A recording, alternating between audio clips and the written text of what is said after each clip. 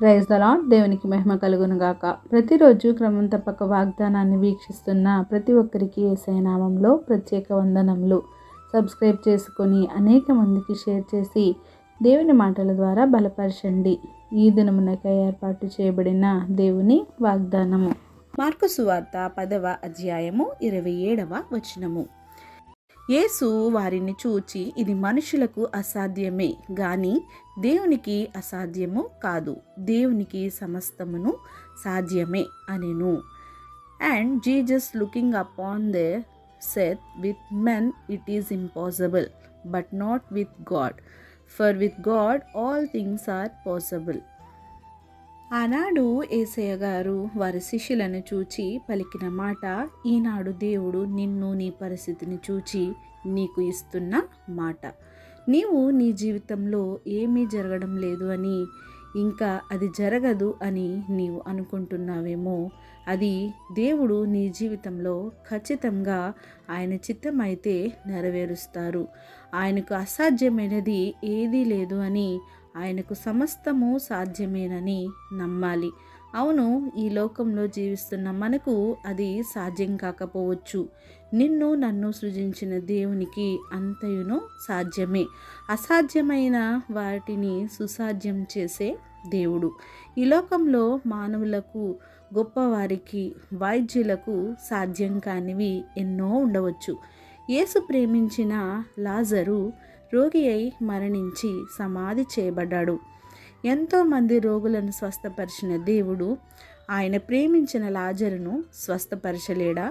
కానీ ఆ వ్యాధి మరణము కొరకు వచ్చినది కాదు గాని దేవుని కుమారునికి దాని వలన మహిమ కలుగునట్లు, మానవులకు అసాధ్యమైనవి దేవునికి సాధ్యమే అని ఎరుగునట్లు, సమాధిలో 4 రోజులు ఉంచబడిన లాజరును దేవుడు, లాజరు బయటకు రమ్మని బిగ్గరగా చెప్పినప్పుడు ఆయన సజీవుడై సమాధి నుండి వెలుపలికి వచ్చాడు.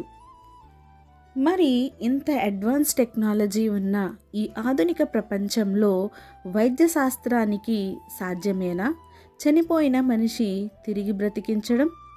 కానే కాదు.